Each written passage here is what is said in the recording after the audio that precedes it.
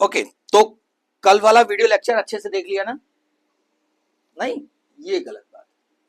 अच्छे से देखिए कल वाला वीडियो लेक्चर, क्योंकि मैं मोलर वॉल्यूम पे आगे बात करने जा रहा हूं भाई। जो आप वीडियो देखना शुरू कर चुके हैं उसके लिए आपको ये पता होना जरूरी है कि मोलर वॉल्यूम क्या होता है।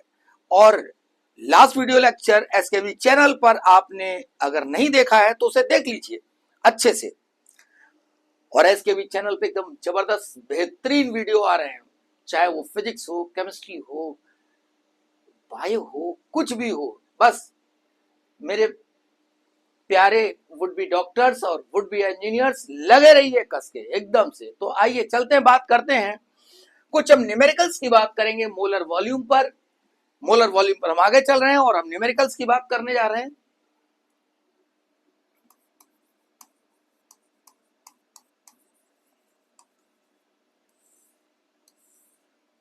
अरे हाँ, एक बात तो भूल ही गए कि जब तक हमने मोलर वॉल्यूम की डेफिनेशन पढ़ ली है और जब तक हम उससे फार्मूला जनरेट नहीं कर लेंगे तब तक न्यूमेरिकल करेंगे कैसे। तो हाँ, पहले न्यूमेरिकल्स के लिए फार्मूले जनरेट कर लिए जाएं। ठीक है, तो आइए एक स्टेटमेंट हम लिखते हैं। 22.4 litre of any gas at NTP is the volume of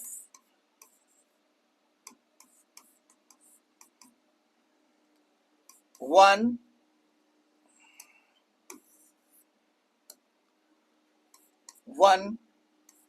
mole of that gas. 1 mole of that gas. एक बात और ध्यान रखिएगा, बहुत इंपॉर्टेंट है, इसी जगह डिस्कस कर देता हूं। जैसे मैंने लिखा 1 मोल ऑफ दैट गैस, ये लिखा मैंने, तो डोंट कंफ्यूज, इसे हम ऐसे भी लिख सकते हैं 1 ग्राम मोल ऑफ दैट गैस। क्यों? क्योंकि यहां पर जो मोलर मास आता है वो किस में आता है? ग्राम्स में आता है। तो अगर लिखा है 1 ग्राम मोल ऑफ दैट गैस, इसका मतलब कि मोलर मास इन ग्राम्स। मेरी बात समझ गए ना?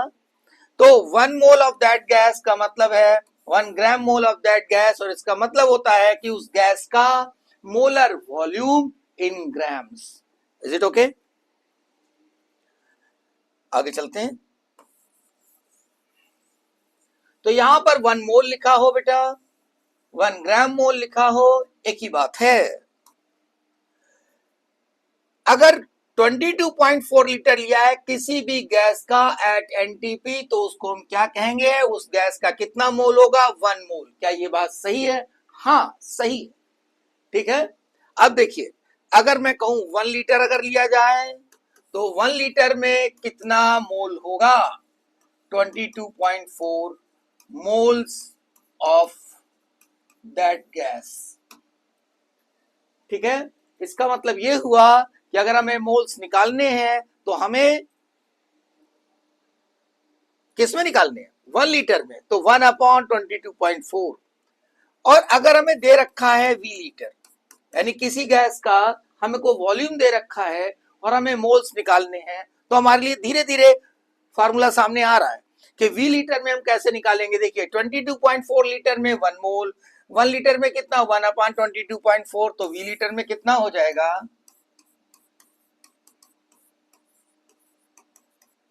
Moles of that gas. और अब हमें इसे लिखेंगे number of moles of any gas, कोई भी गैस हो सकती है, एनी गैस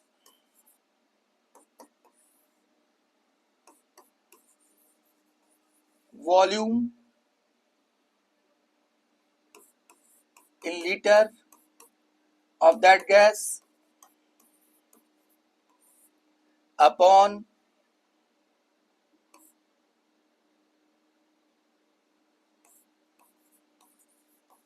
मोलर वॉल्यूम। अब देखिए मैंने यहां लिखा molar volume, number of moles of any gas, volume in litre of that gas. अगर जरा सा मैं यहां पर एक चीज ऐड कर दूं, volume of that gas at NTP लिख दूं, एट एनटीपी। अगर मैंने जैसे ही ये लिखा एनटीपी तो मैं नीचे क्या लिख दूंगा, और 22.4 लीटर। अगर ये यहां पर एनटीपी ना लिखा होता तो मैं क्या लिखता, सिर्फ मोलर वॉल्यूम लिखता, यानी वीएम। लेकिन जैसे ही लिख दिया गया एट एनटीपी तो यहां पर हम क्या लिख सकते हैं, 22.4 लीटर, क्योंकि एनटीपी पर हमने डिफाइन कर रखा है। तो ये फार्मूला आ गया हमारा। चलिए इस फार्मूले का यूज करते हैं जरा। देखिए, number of moles of any gas at NTP. ठीक है, एनटीपी पे हमने लिखा नंबर ऑफ मोल्स। अब हमें दिया क्या रहेगा, हमें दिया रहेगा वॉल्यूम। तो volume in litre at NTP upon 22.4, ये फार्मूला बना। अब इससे देखिए जो पीछे हमने जितना पढ़ रखा है हम उससे लिंक कर सकते हैं। यहां पर कैसे लिंक कर सकते हैं, देखिए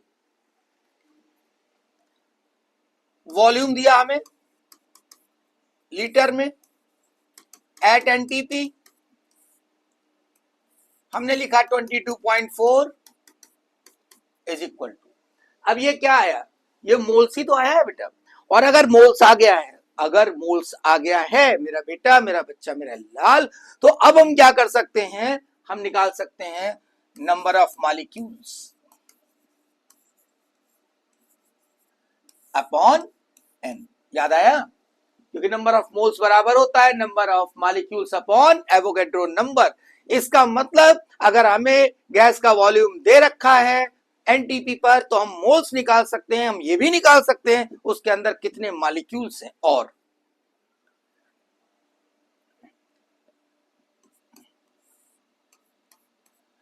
यहां पे नंबर ऑफ मॉलिक्यूल्स निकाल सकते हैं तो हम एटम्स भी निकाल सकते हैं, क्योंकि नंबर ऑफ मॉलिक्यूल्स बराबर होता है atomicity into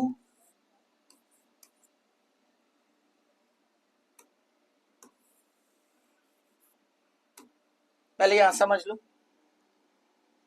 number of atoms बराबर होगा atomicity into number of molecules. Atomicity पता है क्या होता है, बताइए एटॉमिसिटी क्या होता है।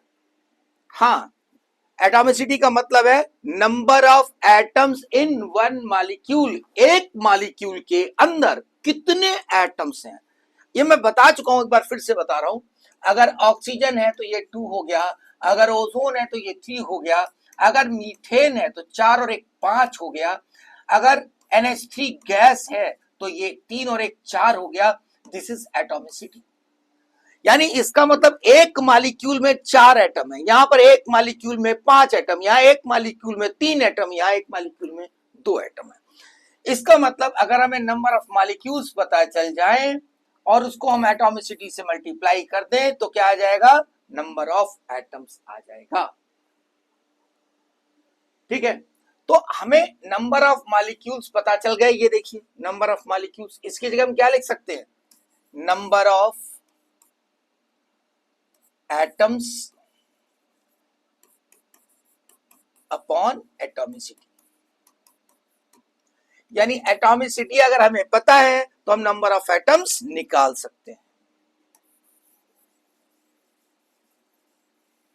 और देखिए, अब मान लेते हैं हमें पता करना है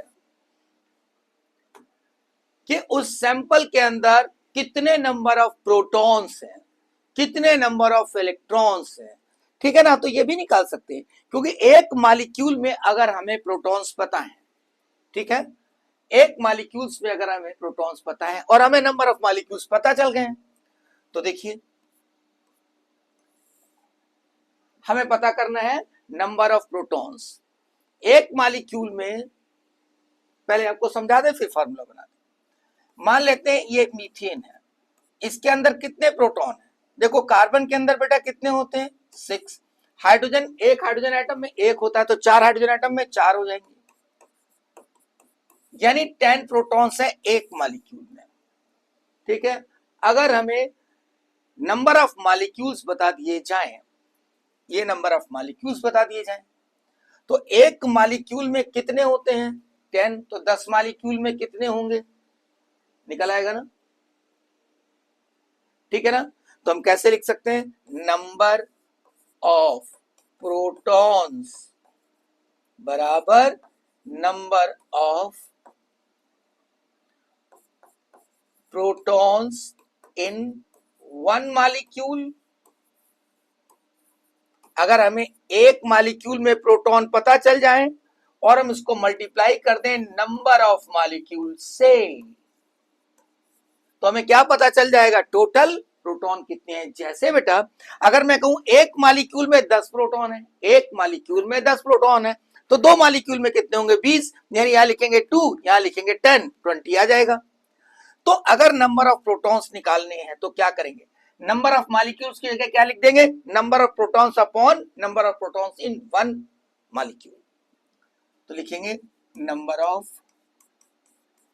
प्रोटॉन्स अपॉन, हम मॉलिक्यूल्स की जगह लिख रहे हैं बेटा n/2।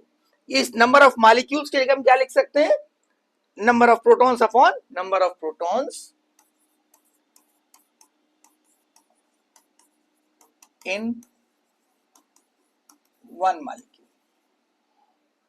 और ऐसे ही आप तमाम सारे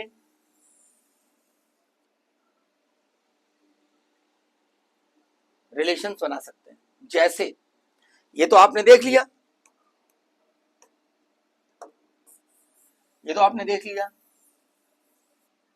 एक हम बहुत बेसिक सा रिलेशन बनाते हैं। देखिए इसी जगह बना देता हूं, देखो देखिएगा ध्यान से। देखो ये दिख रहा है? हाँ दिख रहा है, ठीक। देखो बेटा यहां पर ये नंबर ऑफ मोल्स ही तो लिखा है, तो हम ये भी तो जानते हैं मास in gram upon molar mass.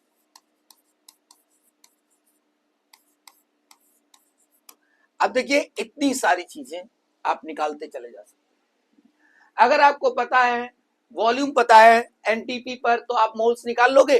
अगर मोल्स निकाल दिया, मोलर मास पता ही होगा तो मास निकल आएगा।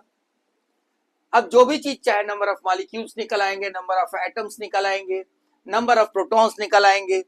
ठीक है, तो इसी को हम यूज करना शुरू कर रहे हैं क्वेश्चंस के लिए। ठीक है, तो मैं पहला सवाल आपको दे रहा हूं।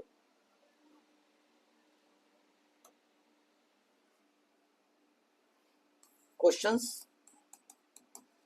फाइंड आउट, आज हम इसी पे बात करेंगे और न्यूमेरिकल्स इसमें बहुत अच्छे हैं। ठीक है, find out number of moles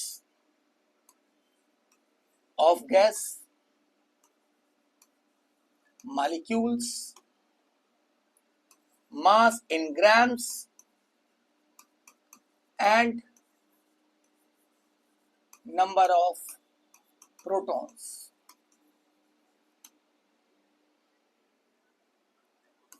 पहला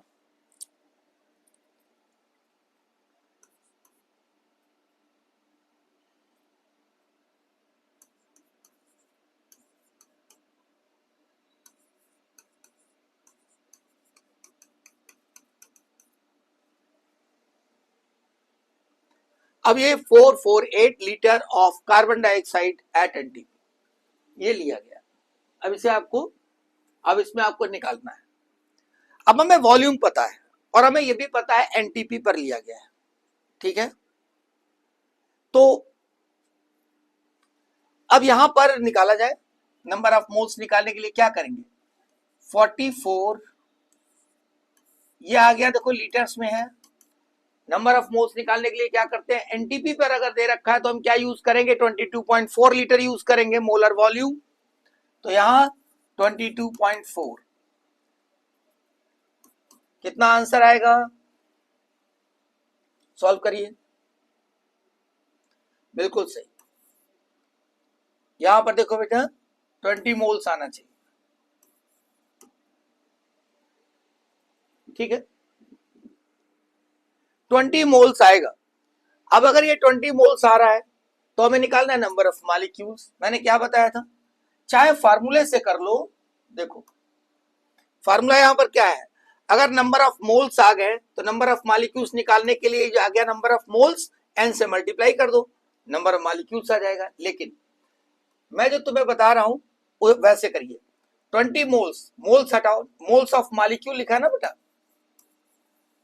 मॉलिक्यूल, तो क्या होगा, मोल्स हटाओ एन लगाओ, क्या हो गया मॉलिक्यूल्स, मोल हटाओ एन लगाओ मॉलिक्यूल्स, क्योंकि वहां पर फार्मूला लिखने का टाइम थोड़ी है, दिमाग चलाओ। अब देखो यहां पर आ गया 20 एन मॉलिक्यूल्स, ऐसा ही सवाल लास्ट ईयर आया है, लेकिन इतना बड़ा आया है कि कैलकुलेशन करने में हालत खराब। तो इसलिए क्या करना है आपको, कैलकुलेशन बहुत शार्प करना है, कैलकुलेटर का यूज नहीं करना है, कॉपी रखिए, उसमें बार बार साफ साफ लिखिए और बोलते जाइए। अब देखिए, अगर मैं बात करूं कार्बन डाइऑक्साइड की, कार्बन डाइऑक्साइड गैस की, तो हमें इसमें पता है कार्बन कि एक एटम में कितने इलेक्ट्रॉन होते हैं, प्रोटॉन होते हैं 6, एक ऑक्सीजन में कितने हो 8, तो 2 ऑक्सीजन एटम यानी 16, यानी कितना हो गया बेटा 22 प्रोटॉन्स। अब देखिए एक मॉलिक्यूल में 22 प्रोटॉन्स और हमारे पास कितने मॉलिक्यूल है 20 एन, हम फार्मूला नहीं लिख रहे हैं, डायरेक्ट बता रहे हैं।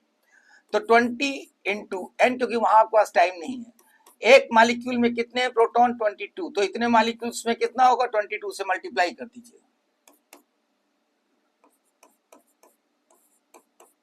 प्रोटॉन्स, ठीक है। मास पता करना है हमको, मोल्स पता है, हमें मोल्स पता है। अब देखिए यहां पर आपको अगर मोल्स पता चल गया है तो मोलर मास से मल्टीप्लाई कर दीजिए, मास आ जाएगा। अगर मोल्स पता है तो मोलर मास से मल्टीप्लाई कर दीजिए, मास आ जाएगा, ठीक है। देखिए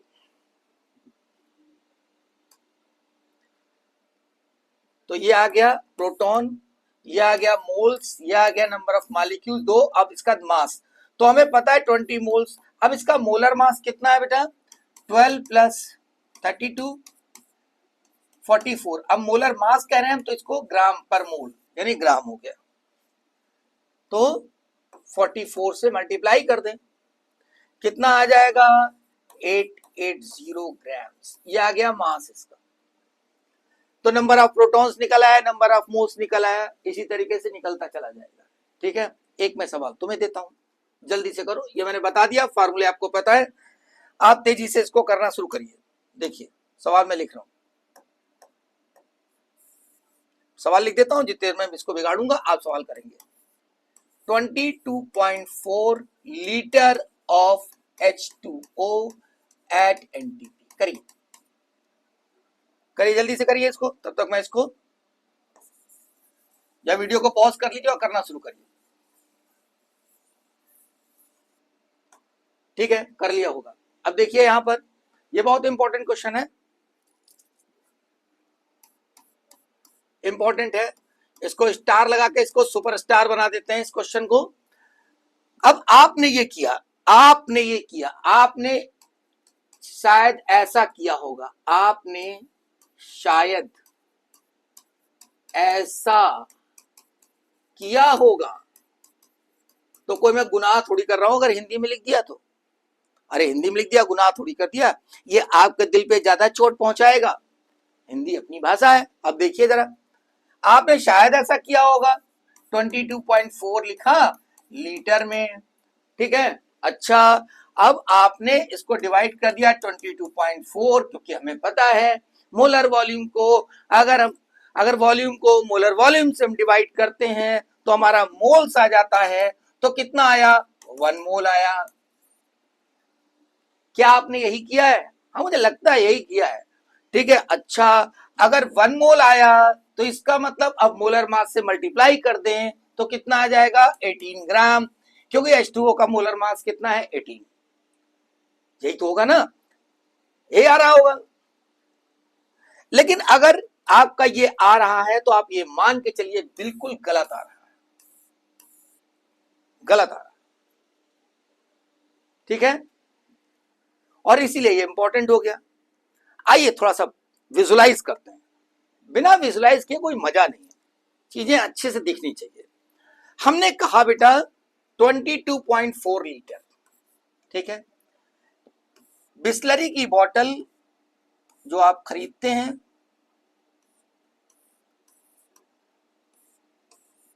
ये आपने खरीदी और ये 1 लीटर की होती है, ये 1 लीटर की होती है बेटा, ठीक है, कुछ ये इस तरीके की बोतल है, ये 1 लीटर की है, 1 लीटर की। इसका मतलब अगर कहा जाए 22.4 लीटर तो ऐसी तो 22 बॉटल्स हो गई, ये 22 बॉटल्स ऐसी हो गई, और एक बॉटल बिल्कुल ऐसी ही जो है, जो ऐसी ही है उसका 1/4 हिस्सा भरा हुआ है, यानी 22 बॉटल ऐसी और इतना ये ऐसा, लगभग मतलब 0.4 मैंने लगभग मान लिया है कुछ, ठीक है, अच्छा कुछ 1/4 से कम, भाई बुरा मत मानिए, ठीक, हाँ ठीक है 0.4 है, ठीक। तो अब ये इतना हमारे पास 22.4 लीटर वाटर, वो और एनटीपी पर, एनटीपी पर ही तो पानी हम पीते हैं, ठीक है, ओके। अब जरा देखिए इसका जो ढक्कन है ये निकाल लीजिए, ये ढक्कन है, ये ढक्कन है, ऊपर का हमने निकाल लिया और इसमें पानी डाल दिया, पानी भैया जरा ब्लू कलर से बनाया जाए बढ़िया, ठीक है, ये पानी है। अब ये वाटर है, जरा सोचिए एक ढक्कन में जो तुमने पानी लिया, एक ढक्कन में बॉटल ली, ढक्कन में डाला, और सोचिए जरा उस ढक्कन में जो पानी लिया है उसका मास कितना होगा। मुझे लगता है अगर आप इसको यकीन कर सकते हैं मेरी बात को, तो ये 18 ग्राम से ज्यादा ही होगा। 18 ग्राम कितना होता है भाई, समझ गए ना, 18 ग्राम से ये ज्यादा ही होगा, और हमने कितना ले रखा है 22.4 लीटर, यानी इसका मतलब ऐसी 22 बॉटल्स।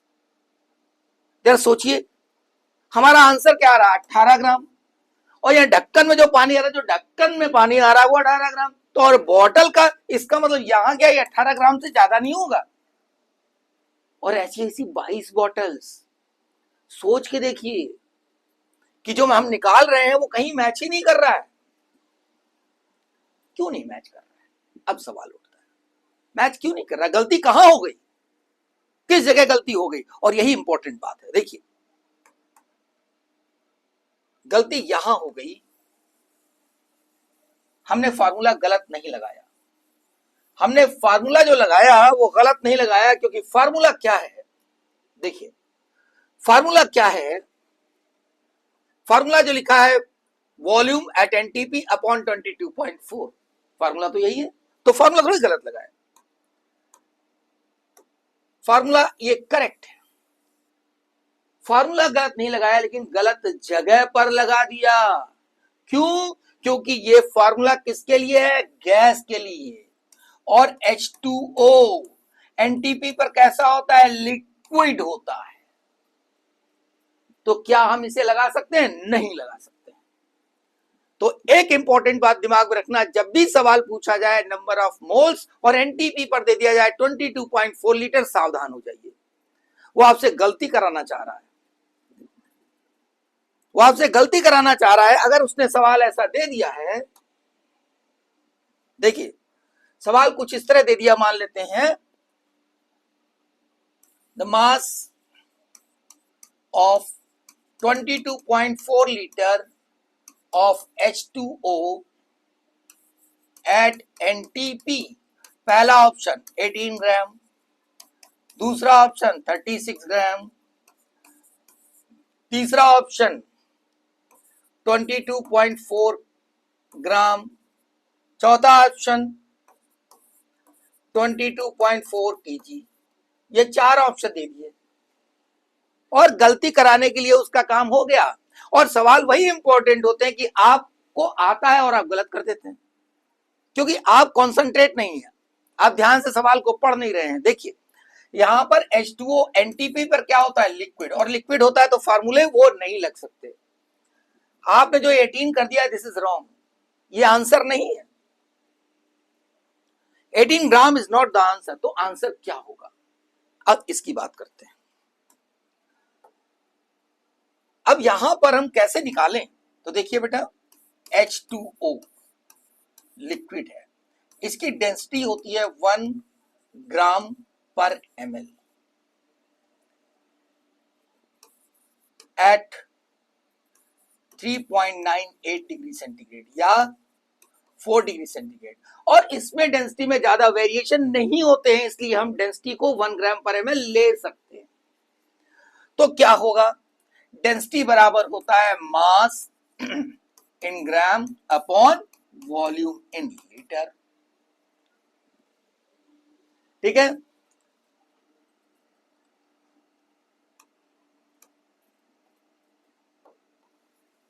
ml में लिख लेते हैं क्योंकि डेंसिटी हमारी उसमें ml। अब डेंसिटी हमने लिखी यहां पर 1, मास कितना है, सॉरी वॉल्यूम कितना है 22.4 लीटर, तो 224 लीटर में ml में कर दो इसको, कोई परेशानी। मास कितना आ गया, मास आ गया 22400 ग्राम। बेटा हमें डेंसिटी तो पता है, अब हमें मास अपॉन वॉल्यूम किया, वॉल्यूम कितना दे रखा है 22.4 लीटर, तो लीटर में दे रखा है, इसको हम ml में चेंज कर लें, ml में चेंज किया तो कितना हुआ 22400 हो गया। अब मास निकाल लिया हमने। अब देखिए बेटा ये जो मास निकाला 22400 ग्राम में, तो ये कितना हो जाएगा 22.4 kg। The answer is this is the answer. और अब बात समझ में आ रही है कि हाँ वो जो बॉटल्स हैं वो 22 पूरी बॉटल हैं और एक 1/4 से थोड़ा कम है, टोटल जो मास होगा उसका कितना होगा 22.4 kg। अब ये रियलाइज हो रहा है, अब ये सही लग रहा है, क्या मेरी बात समझ में आ रही है? तो एक बात दिमाग में रखनी है आपको, मोलर वॉल्यूम का फार्मूला यूज करने से पहले आपके दिमाग में ये होना चाहिए कि क्या होना चाहिए कि जो हम फार्मूला लगाने जा रहे हैं वो गैस है या नहीं, दूसरा एनटीपी है या नहीं। ठीक है, अब एक क्वेश्चन और इसी में आपको बताते हैं कि अगर सवाल इस तरह पूछा जाए,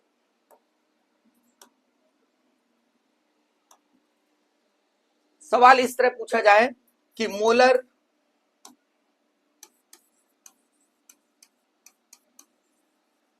वॉल्यूम ऑफ एनी गैस, पहला ऑप्शन 22.4 लीटर, दूसरा ऑप्शन 22400 ml, तीसरा option both A and B, और चौथा ऑप्शन RT/P। ये मैं सिर्फ इसलिए आपको बता रहा हूं कि कहां पे गलतियां हो सकती हैं। ठीक है ना, गलती कहां पे हो सकती है, ये सवाल बहुत खास होते हैं, हम जल्दी में होते हैं, उस समय क्वेश्चन करते समय हम बहुत तेजी से सवाल कर रहे होते हैं। देखिए सवाल अगर कठिन है तब कोई बात नहीं, कठिन है तो आप थोड़ा रुक के करेंगे, लेकिन जब सरल आता है क्वेश्चन, इजी सवाल आ जाता है तो आप बहुत फास्ट करते हैं, उस पर फास्ट अटैक करते हैं, और जैसे ही फास्ट अटैक करते हैं गलती होने के चांस बढ़ जाते हैं। जैसे जैसे आप क्रिकेट खेलते हैं ना, तो क्रिकेट में क्या होता है, जब बहुत ही हल्की बॉल आ रही होती है, हल्की बॉल आ रही होती है तो आप सोचते हैं इसको घुमा देते हैं, और अगर आप इसको घुमाने के चक्कर में लग जाते हैं और बैट पे वो सही से नहीं बैठी, आपने अति उत्साह में खेल दिया तो बैट पे सही से बैठी नहीं, बाहर का किनारा लिया, आपने स्लिप के कैच दे दिया, आराम से कैच हो जाएगा। ठीक वैसी बात बेटा यहां पर है, क्योंकि जैसे आपने देखा सवाल तो बहुत सरल है, आपने देखा 22.4 लीटर एकदम सही, नीचे लिखा 22400 ml एकदम सही, आपके दिमाग में ये चल रहा है, आप क्या कर देंगे, पोस्ट टिक कर देंगे, क्योंकि आप जल्दी में हैं और आपको ये दिमाग में है नहीं, आंसर ये है बेटा, आंसर ये है, आंसर ये है, आंसर ये है। कैसे है मैंने बताया आपको। देखिए पी वी बराबर एन आर टी था, तो एन इक्वल टू रखा हमने 1, तो वी कितना आया, वी एम आया, मोलर वॉल्यूम। अब मोलर वॉल्यूम क्या होगा बेटा, मेरा बच्चा, मेरा लाल, मेरा चूचू का मुरब्बा, देखो यहां पर क्या हो जाएगा, ये हो जाएगा आर टी बाई वी हो जाएगा। This is the answer, molar volume. मेरी बात समझ में आ रही है? तो इसका मतलब ये नहीं कि बहुत सारे न्यूमेरिक, अरे दिमाग को कूल रखो, सोचना पड़ेगा तुम्हें कि हमें कहां पर क्या देखना है, जल्दबाजी नहीं करनी है। इसीलिए जो सरल क्वेश्चन होते हैं वो बहुत डेंजरस होते हैं, ठीक है। जब आपको कोई बहुत सीधा लगे ना, तो आप समझ लेना वो सीधा नहीं है, उसको ध्यान से देखिएगा। ये मैं जीवन के बारे में बता रहा हूं, ठीक है। शिक्षक हूं ना, सब चीजें बतानी है, पढ़ाई भी और कढ़ाई भी। ओके, तो अरे हाँ ये सुनो, सब्सक्राइब कर दिया, वो तो कर ही दिया होगा। वीडियो को लाइक करना है और नीचे बढ़िया, एकदम बढ़िया वाला कमेंट लिखना है, क्योंकि मैं कल इसके इंपॉर्टेंट क्वेश्चंस के साथ आ रहा हूं। आज मैंने ट्रिक्स बताई हैं, कल मैं डिफिकल्ट क्वेश्चंस के साथ आऊंगा। आप उस वीडियो का इंतजार करेंगे और जैसे ही वीडियो रिफ्लेक्ट होगा आप तुरंत उसको पढ़ना शुरू कर देंगे, कहीं पीछे ना रह जाए। Okay, that's all.